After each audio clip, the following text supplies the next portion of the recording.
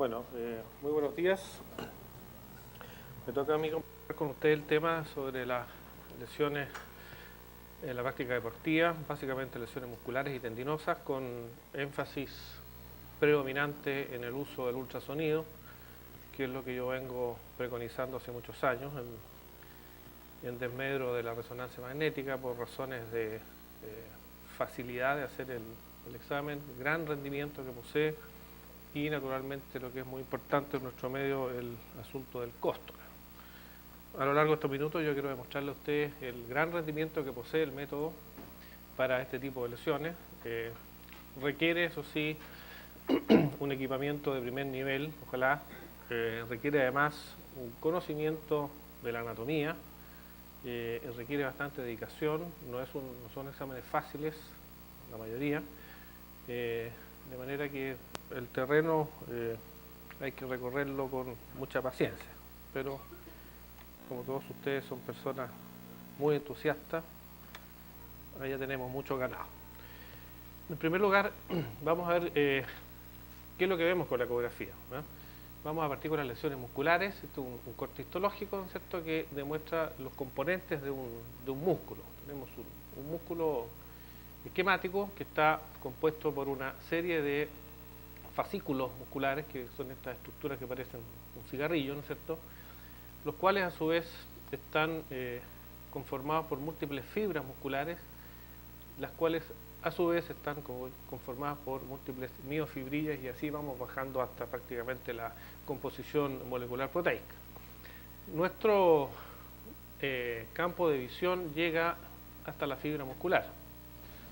Y las fibras musculares a su vez están rodeadas por un conectivo que se llama el endomisio, que es esta estructura blanca, y a su vez los fascículos están rodeados por otra capa de conectivo o tejido conjuntivo que se llama el perimisio, y todo esto está rodeado por la aponeurosis. Si trasladamos esto a la imagen ecográfica, nosotros vamos a ver que cada uno de estos puntitos negros corresponde a una fibra muscular. Y si tenemos un poquito más de imaginación, podemos, ¿cierto?, encontrar ahí, por ejemplo, un fascículo muscular. Aquí podemos encontrar otro, y aquí podemos encontrar otro, rodeado de esta zona blanca que corresponde, como les digo, al tejido conjuntivo, en este caso al perimisio. Este es más o menos, ¿no es cierto?, el campo de visión que tenemos desde el punto de vista ecográfico. Y a su vez el músculo está rodeado por esta capa blanca más gruesa, que es la aponeurosis, y tenemos una interfase entre aponeurosis y aponeurosis, entre dos músculos, que está dada por esta fina línea de baja ecogenicidad. Aquí tenemos el plano del celular, que como celular en todas partes, ¿no es cierto?, es ecogénico. El músculo varía su ecogenicidad dependiendo de la edad del individuo y dependiendo también de si la persona es un deportista aficionado, un deportista de alto rendimiento.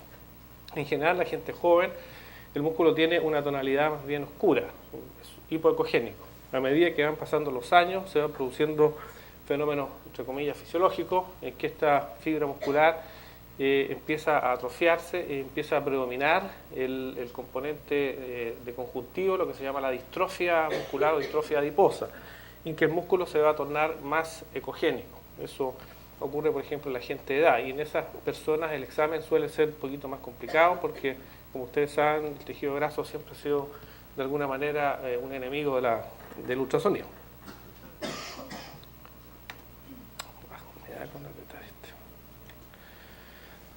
Este es un músculo normal en un deportista de alto rendimiento, ¿eh? Es un corredor, entonces permite una visualización muy hermosa de todos los fascículos musculares. Esto es un corte a nivel del tríceps sural, tenemos acá el gemelo interno, tenemos acá el sóleo y tenemos más abajo los distintos flexores.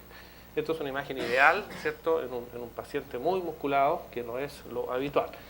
Y vean ustedes la distribución que se llama en penacho del músculo, la orientación paralela de las fibras, fibra y conjuntivo, fibra y conjuntivo. Y aquí tenemos la aponeurosis, ¿cierto? Esto es lo típico y normal en un paciente deportista de alto rendimiento. Oye, ¿por qué me... Ya, ahí. Entrando ahora a las lesiones tenemos ahí algunas de las lesiones musculares que vamos a ver en los deportistas, que como ustedes pueden ver hacen unos gestos bastante extremos. De ahí, ¿no es cierto?, se explica que aparezcan este tipo de lesiones. La primera lesión que nosotros vemos es simple el edema. Ahora, probablemente debajo del edema debería haber algo, pero los métodos actuales no permiten detectar, ¿no es cierto?, si hay algún daño estructural. De manera que lo único que vemos nosotros es edema. Después tenemos los desgarros, que tienen varios tipos, según lo vamos a ver luego. Después vienen algunas complicaciones, que son aquellas las cicatrices, la miositis osificante, que me imagino que más de alguno de ustedes habrá visto alguna vez, hernias musculares, que son bastante raras, y después un grupo de lesiones especiales, que son las llamadas lesiones por sobrecarga, de las cuales vamos a ver algunos ejemplos. El edema muscular, a lo contrario de lo que uno pudiera pensar, ¿cierto?, debería verse hipoecogénico, porque significa salida de líquido, salida de fluido al espacio intercelular. No obstante, aquí ocurre el fenómeno inverso. El edema muscular se caracteriza porque la imagen es de una ecogenicidad mucho mayor. Y esto probablemente se explica porque como el líquido sale al espacio extracelular, que de por sí ya es ecogénico, pudiera existir, ¿no es cierto?, algún fenómeno físico que explicara este incremento de la ecogenicidad. Entonces, ¿qué vamos a ver en los casos de edema? Vamos a ver una zona de hiperecogenicidad. Si ustedes comparan con el músculo del lado, ¿no es cierto?, vean la diferencia, cómo se pierde esta ecogenicidad baja normal. Se borra también el patrón de las fibras. La zona se hace aquí, por ejemplo, una zona muy, muy difusa, que uno prácticamente no puede distinguir con claridad las fibras. Normalmente la fascia está indemne. No vamos a ver otra lesión, y si aplicamos Doppler color o Power Angio, vamos a ver una hiperemia importante. Aquí tenemos otro caso de edema, posiblemente aquí hay una pequeña lesioncita, ¿no es cierto?, un pequeño desgarrito fibrilar, pero lo más demostrativo en este caso es la gran zona de edema. Aquí tenemos otro caso de edema y vemos ahí el uso del Power Angio, y para que lo veamos en vivo y en directo, vean ustedes la gran hipervascularidad o incremento del flujo que tiene esta zona. Normalmente el músculo tiene un patrón de flujo bastante reducido cuando la persona está en reposo, y que es en el momento que está en el examen, ¿cierto? La gente probablemente ha esperado un buen rato en la sala de espera, entonces el flujo es el mínimo, y el flujo, como ustedes saben, se deriva hacia los órganos más nobles, pero cuando hay actividad física este flujo aumenta en forma considerable. Por lo tanto, esto es absolutamente patológico y demuestra, por lo tanto, el estado de contusión que hay en ese músculo en base al incremento del flujo al Doppler. Ahora, nuestro país es un país claramente futbolizado, ¿cierto? Por lo tanto, los desgarros que vamos a ver son obviamente en las extremidades inferiores, ¿no? Los sitios más frecuentes son los que están señalados ahí. A este sentido yo tengo una discordancia con lo que siempre sale en la literatura, que los desgarros ocurren casi siempre en las uniones miotendinas. Eso no es así. O sea, ocurren sí, pero ocurren en sitios que no son unión miotendina. Uno de estos es el recto anterior. El recto anterior, generalmente la lesión es el tercio medio. Bueno, hay un tabique tendíneo intermuscular que pudiera, ¿no es cierto?, explicar esa tendencia a las lesiones a ocurrir en las uniones miotendinas, pero los tendones están acá y acá. Por lo tanto, cuando hay una lesión del recto anterior, siempre hay que buscarla en el tercio medio. Después tenemos los aductores, en los cuales la lesión más frecuente es en el aductor largo y habitualmente en el tercio proximal. Posteriormente tenemos en el área de los isquiotibiales, y de aquí el que se lleva lejos la más alta incidencia es el músculo semitendinoso, y este se puede desgarrar, la verdad, en cualquier parte, ¿ah? Puede ser arriba, al medio o abajo. Después tenemos el bíceps, y el bíceps característicamente, en su gran mayoría, este sí se desgarra en la unión miotendina, casi siempre. Y además este clínicamente se acompaña muchas veces de una equimosis, de manera que si ustedes ven un paciente que tiene una equimosis en esa zona, que no necesariamente puede estar ahí, puede estar por gravedad, ¿no es cierto?, puede bajar o puede trasladarse hacia el medio, es muy sospechoso de que haya una lesión del bíceps y tienen que irla a buscar con detención. Y en los gemelos, la mayor incidencia, sin duda, es el músculo gemelo interno en su unión distal con el nacimiento del tendón de Aquiles. Son bastante poco frecuentes, las lesiones del gemelo externo, y también ocurren las del sóleo con una frecuencia que yo diría que está en segundo lugar después del gemelo interno. Cuando empezamos a hacer ecografía de músculo hace ya varios años, nos dimos cuenta que habían ciertos patrones morfológicos que se repetían, de manera que en conjunto con los deportólogos y toda la gente que trabaja en esto, tratamos, ¿no es cierto?, de uniformar un criterio en base a la morfología, porque nos dimos cuenta que esto tenía un valor pronóstico desde el punto de vista de tratamiento. En la literatura ustedes van a encontrar una clasificación en grados, grado 1, grado 2, grado 3, que en realidad a nosotros no nos dice absolutamente nada, digamos. Mucho más importante es el sitio de la lesión y qué tipo de lesión tenemos. Y eso es lo que tiene valor pronóstico, y eso es lo que usamos hoy en día en nuestro país, y una clasificación que de alguna manera se ha hecho extensiva a otras partes.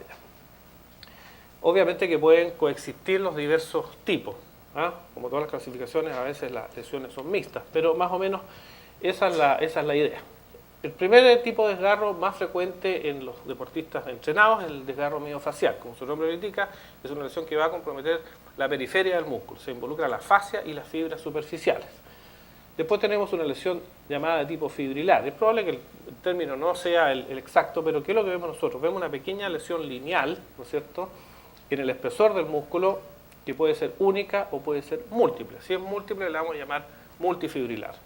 Después tenemos un desgarro de tipo fascicular, que ya compromete probablemente un fascículo, o es una lesión más gruesa, sobre 3 a 4 milímetros, y la vamos a caracterizar en pequeña, mediana o grande, ¿no es cierto?, dependiendo de la cantidad de hemorragia que haya, del tamaño de la lesión, del edema, si hay o no compromiso de la fascia. Cuando estas lesiones son grandes, obviamente también hay ruptura de la fascia. Y eso en el fondo ya es una visión más bien de tipo subjetivo de cómo la vamos a caracterizar en pequeño, mediano o grande. Un desgarro total es un desgarro que compromete ya más del 50% del espesor del músculo. Esto es una lesión muy grave para un deportista de alto rendimiento. Esto prácticamente es un certificado de retiro. La recuperación va a ser muy larga, el desbalance muscular que se va a producir después va a ser importante. Por lo tanto, este tipo de lesiones en un deportista de alto rendimiento es muy grave, y afortunadamente son de ocurrencia muy, muy ocasional. Y la adherencia al ICES es una lesión que se produce cuando se hace volver al deportista al trabajo físico antes del tiempo necesario para la cicatrización completa, y se van produciendo, ¿no es cierto?, rupturas de la cicatriz, generalmente en los bordes, y que retardan la recuperación porque el paciente tiene que volver nuevamente a tratamiento. Aquí tenemos algunos ejemplos en esta imagen. Vean, este es un ejemplo típico, bastante grosero, de lo que es un desgarro miofacial. Es un corte a nivel de los isquiotibiales. La lesión es en el borde. Vemos el edema asociado y vemos esta imagen de ecogenicidad líquida que corresponde al desgarro. Si hacemos un barrido de la zona, nos vamos a dar cuenta que estas lesiones habitualmente son bastante extensas en longitud. Ojo que estas lesiones a veces son muy sutiles, como acá, y muy fácil que se pasen inadvertidas. Por lo tanto, hay que ser muy acucioso. Aquí, ¿no es cierto?, no cabe ninguna duda, pero hay que ser muy acucioso en la búsqueda cuando son lesiones pequeñas. Aquí vamos a ver cómo se comporta con el uso del Power Angio, que es una herramienta muy útil. Ustedes van a ver, ¿no es cierto?, que hay hiperflujo en el entorno de la lesión. Eso es una cosa muy demostrativa, ¿cierto?, y que va a ayudar al diagnóstico. Aquí tenemos lo mismo en corte de resonancia magnética, la lesión en la periferia, el edema del músculo. Este otro caso, vemos, ¿no es cierto?, la colección en el borde muscular y la retracción de las fibras. El fibrilar, como yo les decía, es una imagen de tipo lineal que puede ser único o múltiple. Lo más frecuente es que sean lesiones de tipo múltiple, como lo que vamos a ver ahora. Aquí tenemos un barrido a nivel del cuádriceps. Y observen ustedes cómo empiezan a aparecer múltiples defectos, el edema asociado siempre, múltiples defectos de tipo lineal en la zona. Luego más hacia distal ya el músculo recupera su aspecto normal. Si vemos lo mismo en un barrido de tipo transversal, vamos a ver la aparición de varias lesiones fibrilares, un desgarro multifibrilar de una cuantía moderada. Esto es un paciente que va a estar lo más probablemente un mes fuera de práctica para luego volver paulatinamente a la actividad física. Y aquí tenemos una lesión ya bastante más importante, es un desgarro fascicular que compromete un gran segmento de músculo, un espesor prácticamente del 50% y además en forma circunferencial, como lo vamos a ver después en la imagen estática. Hay retracción importante de fibra del músculo. Aquí vamos a verla. Si lo vemos en un corte transversal, vemos que es una lesión circunferencial, queda todo este fascículo virtualmente suelto del resto del músculo. Esto va a generar una gran retracción, una gran cicatriz y probablemente una deformación en el contorno del músculo. Este tipo de lesiones es causales de pseudotumores. A ustedes les va a llegar de repente algún paciente y les va a decir: mire doctor, tengo un cototo aquí, tengo un aumento de volumen. Y esto se debe a que estas lesiones cicatrizan con retracción y generan estos pseudotumores. Si ustedes le hacen un interrogatorio al enfermo: ¿usted ha tenido alguna lesión muscular? Sí, yo cuando estaba en el colegio me pasó esto. Esta es una causa importante de pseudotumores. Y aquí tenemos un par de ejemplos de desgarros totales. El ejemplo de arriba, una ruptura completa del músculo recto anterior del cuádriceps con una gran retracción y un hematoma en la zona. Aquí tenemos la ampliación de la imagen. Vemos el hematoma subagudo, ¿no es cierto?, en etapa de licuefacción, la retracción del músculo y el tendón del cuádriceps que se sustenta básicamente por el aporte de la masa de los bastos. Aquí tenemos otro ejemplo.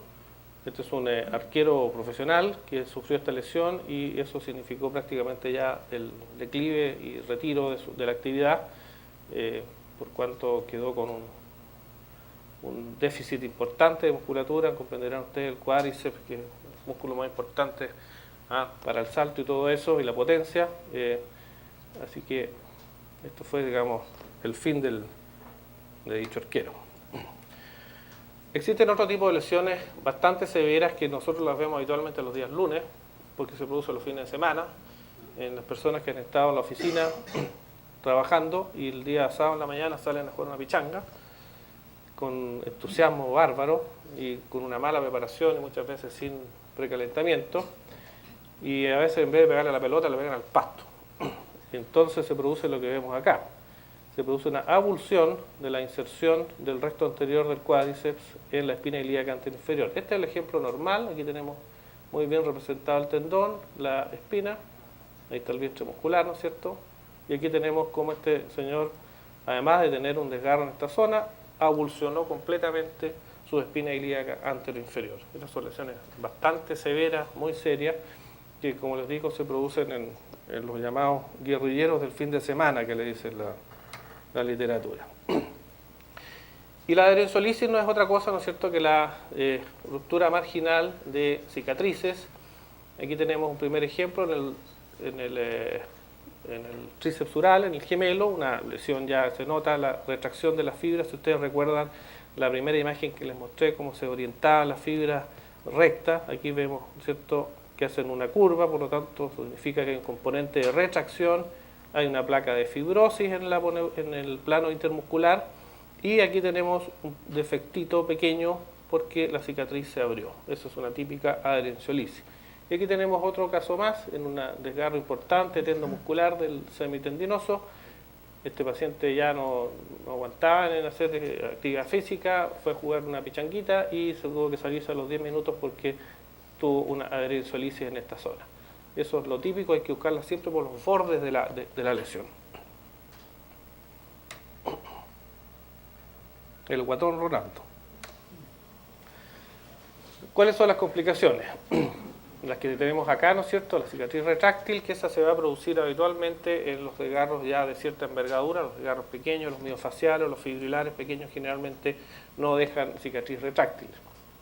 Las placas de fibrosis, cuando hubo mucho sangramiento al espacio interaponeurótico, estas fibrosis, si no se tratan, si no se drenan kinésicamente, van a producir después, estos hematomas, perdón, van a producir una fibrosis bastante seria que produce mucha adherencia, mucha molestia en los deportistas. Los hematomas crónicos, que bueno, en todas partes, ¿no es cierto?, a veces tienden a calcificarse. La deformidad estética, que suele ser importante, sobre todo en lesiones en las piernas, en las mujeres, que puede dejar algunas deformidades que son bastante desagradables. Muy importante el compromiso de la función, sobre todo en gente, en deportistas de alto rendimiento, y otras que son menos frecuentes. ¿Cómo evolucionan? Ya les dije, ¿no es cierto?, el miofacial y los fibrales pequeños normalmente sin secuelas. Las lesiones mayores sin tratamiento van a dejar secuelas, con tratamiento van a dejar secuelas, pero menores. De ahí que es súper importante, esto para todos, digamos, me imagino que a muchos de ustedes les gusta hacer deporte, es importante el tratamiento porque la kinesioterapia bien hecha, en buenas manos, realmente hace efectos extraordinarios. Aquí tenemos un par de ejemplos. Este es un corte normal de recordatorio de la zona del tríceps ural, ¿cierto? Determinación acusada del gemelo interno. Aquí tenemos una señorita que tuvo una lesión que no se la trató y le quedó esta deformidad estética con una retracción importante, con una fibrosis. A veces la fibrosis provoca artefactos, incluso puede provocar hasta sombra acústica, como pueden ver ustedes acá. Y al contraer el músculo se producía un verdadero aumento de volumen globular, ¿no es cierto?, que era lo que le motivó a consultar a ella, porque decía, tengo un gemelo distinto al otro, tengo un cototo, tengo un huevo, tengo deformado, feo. O sea, era una cosa que ya estaba, ¿no es cierto?, generando problemas en la autoestima por esta deformidad estética. Y esto lisa y llanamente porque esta señora no se trató su desgarro y quedó esta cicatriz enorme en esa zona. Aquí tenemos otro ejemplo de una cicatriz en el recto anterior del cuádriceps. Vean ustedes que en vez de tener este contorno normal, el músculo tiene un contorno cóncavo por la retracción. Y esta imagen estrellada, ecogénica, esta es una cicatriz antigua, organizada, ya dura, ¿cierto? Queda esta zona de depresión del músculo y se provoca, ¿no es cierto?, este aumento de volumen por retracción de los extremos proximal y distal. Y aquí vemos en este videito cómo se ve una cicatriz. Vean ustedes cómo las fibras confluyen hacia la zona cicatricial, porque siempre estas tienen un carácter retráctil cuando son de cierta envergadura. ¿Qué es lo que pasa cuando no se tratan las lesiones? Yo les hablaba de la placa de fibrosis. Aquí tenemos un ejemplo. Esta es una lesión característica cuando se producen lesiones en el gemelo interno acompañados de rotura del plantar delgado. Se forman estas colecciones que a la larga terminan siendo seromas, que muchas veces requieren de drenaje. Esto se puede hacer un drenaje por vía ultrasónico, por ultrasonido, un drenaje guiado por ecografía. Se puede sacar este material y sale un líquido rosado, un seroma común y corriente.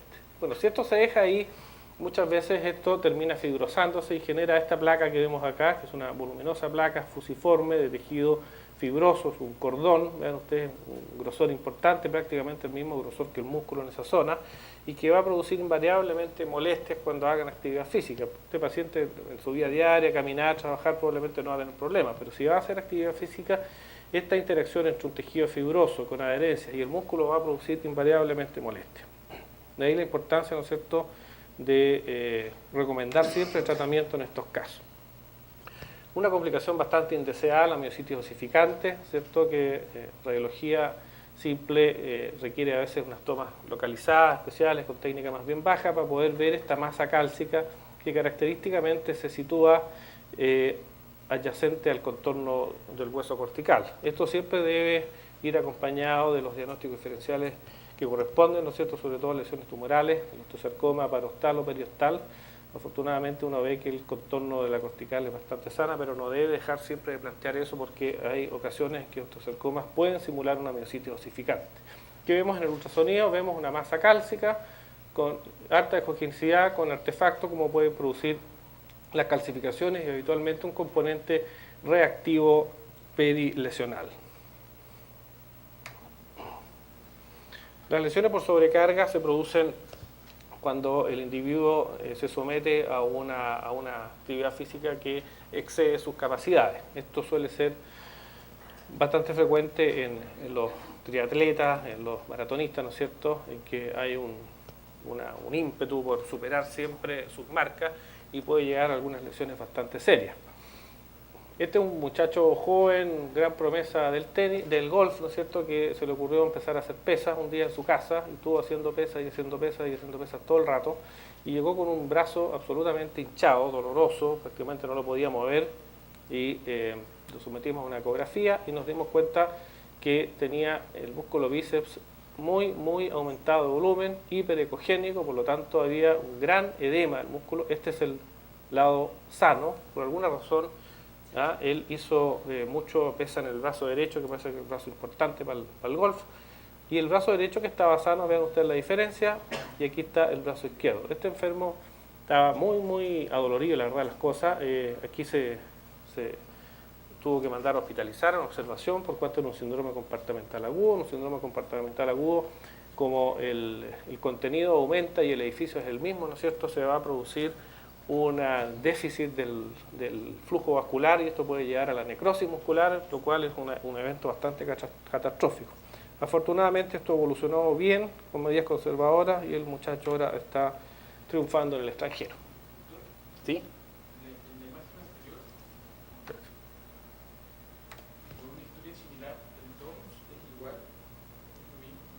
El DOMS, hay dos tipos.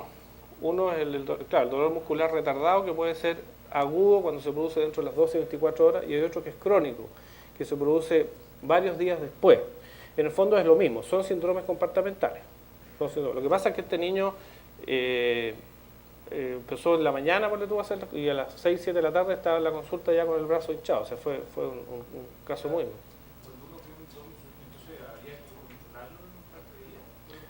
Uno tiene que advertir al clínico, tiene que advertir que hay un síndrome compartimental y generalmente ellos, la gente que maneja esto sabe cómo actuar, digamos, ¿no? Pero es importante que tú, si te enfrentas a esto, adviertas al clínico: oye, mira, este paciente tiene un síndrome compartimental, ojo, porque si uno actúa como burócrata, ya el informe está listo mañana, qué sé yo, bueno, después pueden, ahí es donde está la interacción con los clínicos, y no solamente en esto, sino que en toda la radiología tiene que ser igual, cuando uno pesquisa cosas urgentes. Ahora, no es infrecuente que a ustedes les toque de repente enfermos que los mandan por estudio de un desgarro y se encuentran con trombosis venosa. Eso es pero te digo yo, toda la semana me toca ver una cosa así. Y la trombosis, cuando uno ve una trombosis venosa profunda, ¿qué tiene que hacer? Agarrar el teléfono y llamar al clínico: oye, trombosis venosa, te lo mando al tiro de vuelta. Eso les va a tocar, así que siempre que les toquen exámenes de las piernas de gemelos, ojo con las venitas. Bueno, este es el caso extremo, ¿no es cierto? Este es un ciudadano que le gustaba el trote y se le pasó la mano, ¿cierto? Y llegó un día lunes en la mañana muy adolorido. Esta es la ecografía, que demuestra una alteración total en la mitad distal del gemelo interno, lesiones quísticas, por decirlo así, o sea, defectos ya necróticos, gran edema, y yo en un ánimo académico, digamos, le hice una secuencia de resonancia porque era un caso interesante, y por último también por complemento, y vemos, ¿no es cierto?, estos focos de necrosis muscular, producto, ¿no es cierto?, de este síndrome compartimental agudo que evolucionó hacia esto. Y esto es un caso grave. Ustedes saben que aquí se reabsorben metabolitos altamente tóxicos que pueden terminar en insuficiencia renal y todo el concierto de cosas que pueden pasar después.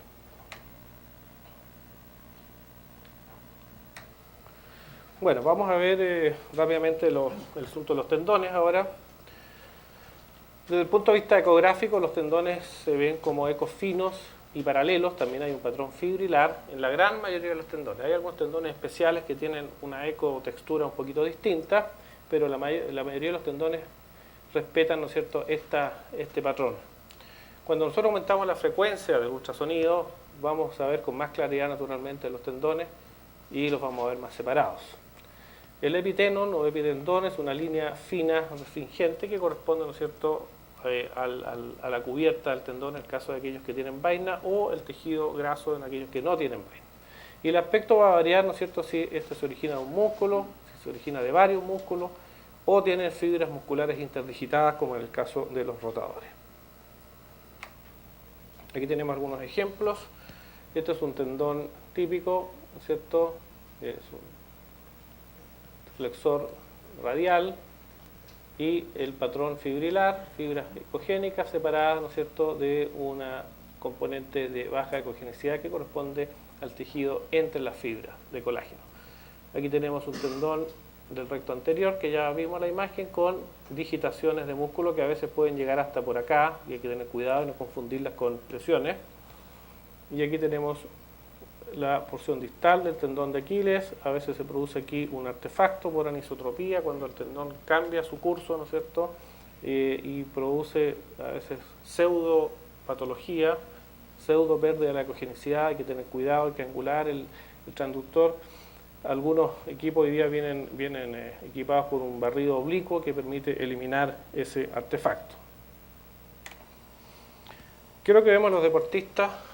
Ahí hay una lista, ¿no es cierto?, de las patologías tendinosas según el tipo de deporte que haga el ciudadano, ¿no es cierto? El atletismo y fútbol, el tendón rotuliano, en la literatura le llaman la rodilla del saltador, por ejemplo. En el tenis, como todos ustedes saben, el codo del tenista, los extensores, el golf, los flexores, pero eso es relativo, digamos, pero es más o menos es lo que ocurre con mayor frecuencia. Y bueno, en definitiva, hacia abajo está la lista, ¿no es cierto?, de los tipos de deporte y el tendón afectado. ¿Qué vemos en la patología tendinosa? La patología tendinosa se produce en lo que se llama las áreas hipoecogénicas, o sea, es un tejido anómalo que va a introducirse y a reemplazar de alguna manera la fibra tendinosa normal. Es una matriz extracelular no colágena, ¿cierto?, porque no es una fibra tendinosa, rica en derivados glicosamínicos, y esto va a generar en la mayoría de los casos una degeneración fibromixoide, o sea, es un tejido fibroso, un tejido mixoide que es un tejido además blando, por lo tanto, y esto ha generado una corriente terapéutica que persigue mediante ultrasonido inyectar en esta zona sustancias esclerosantes, que son similares a las que usan los vasculares para esclerosar las varices, porque se ha visto que esta hiperemia es causal de presencia o persistencia de dolor, y eso lo hemos visto empíricamente nosotros enfermos que llegan con una reagudización o llegan con dolor. Habitualmente, casi siempre, hay hiperemia. En los extensores, que es una zona bastante frecuente de tendinopatía, y no solamente en los tenistas, sino que en cualquier ciudadano, vamos a tener varias fases. Una fase inicial en que vamos a ver un aumento de volumen localizado habitualmente en la masa extensora. Aquí tenemos otro ejemplo un poquito más notorio. Se pierde la ecogenicidad normal de las fibras y se tiende también a borrar de alguna manera el patrón fibrilar. Esta es la fase inicial. Además, en este caso hay un aumento de volumen del tendón.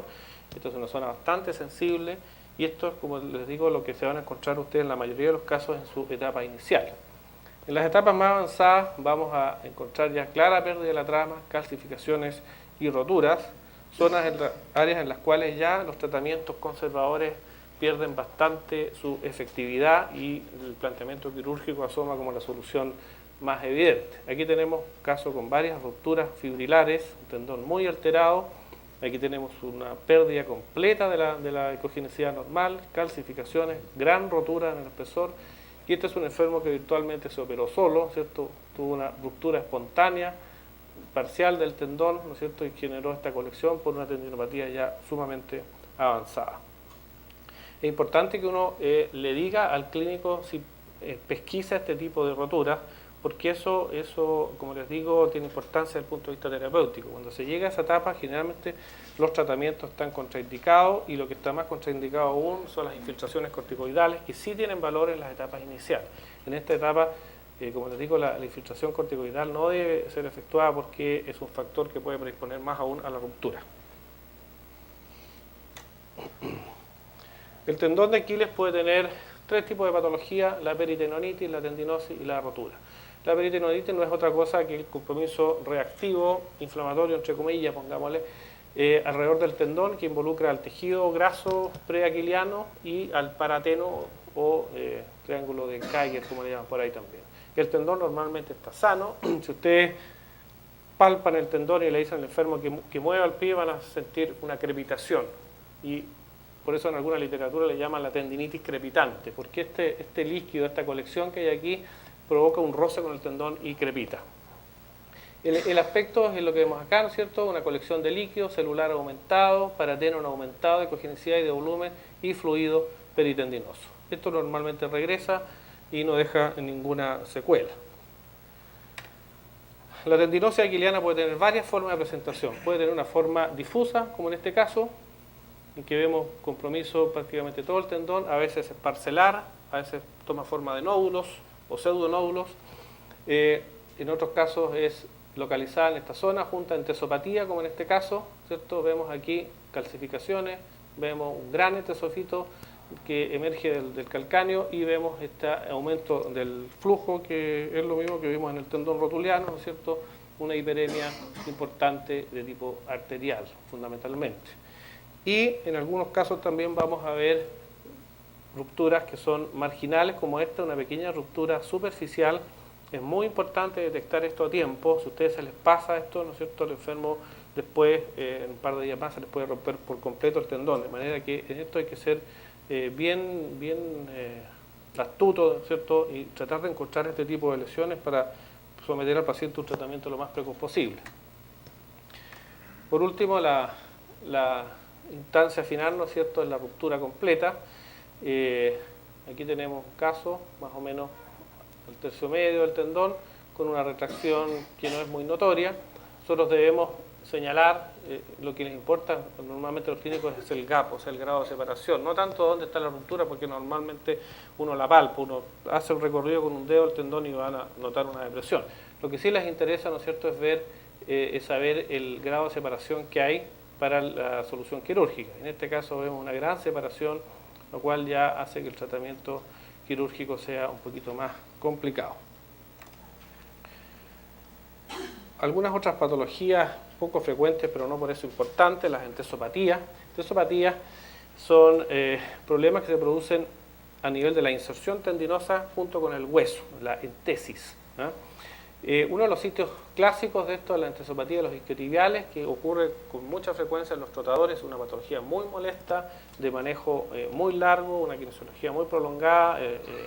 Generalmente los pacientes se terminan aburriendo de la kinesioterapia, tratan de volver a correr y les vuelve el problema y uno tiene que ser majadero en decirle que esto tiene para largo. Es una patología crónica y un daño estructural que no va a volver atrás, tiene que explicarles a los pacientes, tienen un daño, un compromiso ya irreversible, pero lo que se va a manejar aquí es el dolor y, en fin, todo otro tipo de medidas para que puedas seguir haciendo tu actividad. Las típicas, como le digo, la de los isquiotibiales, luego tenemos la de los aductores y rectos abdominales, que es la llamada pubalgia, y la del tracto iliotibial. Aquí tenemos un ejemplo de la entesitis de los isquiotibiales, que es lo que vemos: aumento de volumen de la masa tendinosa, en este caso ya rupturas del tendón, alteración de la ecogenicidad. Y en este otro videito vamos a ver la alteración de la ecogenicidad, micro rupturas, calcificaciones, vean ahí, calcificaciones, rupturas. Esto es una entesitis típica, es una zona de muy difícil examen, hay que introducir el transductor porque esto está debajo del pliegue glúteo, es una zona muy profunda, plagada de artefactos, así que hay que tener mucho cuidado al examinar esa zona. La pubalgia, que está sumamente de moda hoy en día, que no es otra cosa, ¿no es cierto?, que el fenómeno de entesopatía y tracción crónica sobre la sínfisis pubiana por los músculos aductores y el recto anterior del abdomen, requiere que cuando uno se encuentra esta imagen en la radiología, como ya dijo el doctor García, ¿no es cierto?, establecer algunos diagnósticos diferenciales con las llamadas pelvis espondilopatía. Pero normalmente la historia en estos casos es bastante clara, son gente habitualmente deportistas de alto rendimiento, de mucha exigencia, y no hay, digamos, mayores problemas en el diagnóstico. Esta pubalgia puede tener varios subtipos, una con compromiso predominantemente óseo, que es en este caso, y diversos grados en que se va agregando también la patología del tendón. ¿Qué vemos en los tendones? Lo mismo que vimos recién: aumento de volumen, calcificaciones y rupturas según sea el grado de evolución. Este es un caso muy interesante y muy didáctico del gran valor que tiene el ultrasonido. Cuando uno somete a este tipo de pacientes a una resonancia magnética, lo más probable es que haya diagnosticado leve tenosinovitis del flexor del halus y chao, nada más. ¿Por qué? Porque la resonancia magnética es un método estático. Esta es una niñita que llegó con un clac, digamos, audible cuando ella flectaba el pie. Y ella lo hacía y uno lo escuchaba, le ponía la mano y sentía verdaderamente el clac. Este es el tendón flexor del hallux, o flexor del dedo gordo, flexor del ostejo mayor, ¿cierto? En su paso por detrás del astrágalo. Y el video demuestra, como les digo, vean ustedes el resalte que hace.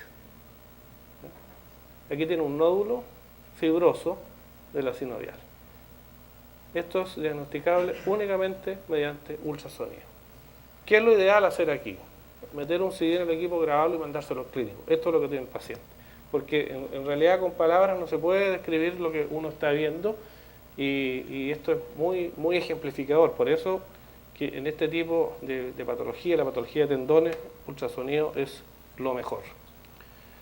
En los niños, las osteocondrosis que todos ustedes conocen, Cindy Larsen o Buchelater, y lesiones avulsivas. Recuerden que los núcleos de osificación, las zonas de inserción de los tendones todavía están en una etapa mixta osteocartilaginosa, de manera que son muy fáciles de desprender. Aquí tenemos un ejemplo claro de una enfermedad de Cindy Larsen, la alteración del núcleo, irregularidad de la fisis en esa zona, ¿cierto? Y alteraciones asociadas del tendón rotuliano con aumento de volumen. Aquí tenemos otro caso, igual, ¿cierto? Aquí está el comparativo normal y tenemos la lesión en el polo inferior de la rótula. Unos Buchelater.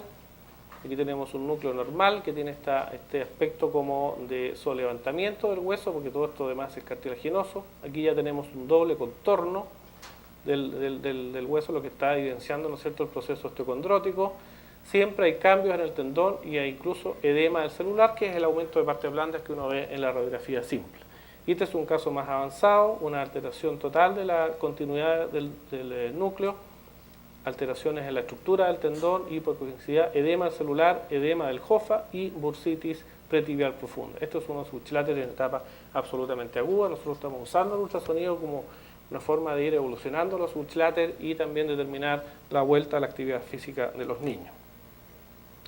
Lesiones por avulsión, por último, son mucho más frecuentes en el recto anterior del cuádriceps, igual que este caballero que salió un día sábado a jugar la pichanga. Los niños, como la mayoría, juegan fútbol también o hacen deportes con mayor uso de la extremidad inferior. Vemos aquí, ¿no es cierto?, la separación del núcleo, el núcleo normal, y la separación que se está produciendo. Aquí vemos